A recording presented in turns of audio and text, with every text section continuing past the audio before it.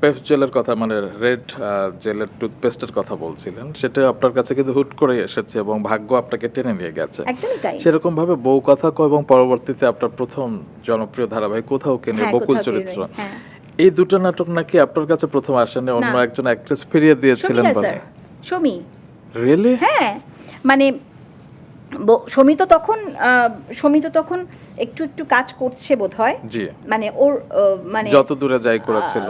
হ্যাঁ, ওর অবস্থানটা বেশ তখন একটু মানে অনেক অভিনেত্রী জনপ্রিয়, হিসাবে হুম। বেশ শক্ত পাকাপোক্ত। তো সেই কারণে হয়তো সমীর মনে হতে পারে যে এই চরিত্রগুলো কোনো কারণে হয়তো ছেড়ে দিয়েছে। তো প্রথমে বউ কথা কও, নূর ভাই এসে বললেন শোনো একটা কাজ করবে, এটা সমীরকে বলেছিল, সমী করছে না, তো আমি তোমার কথা বললাম, করবে নাকি?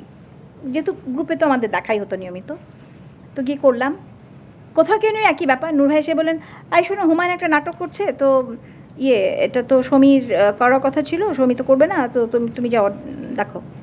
তো থ্যাঙ্কস টু সমী।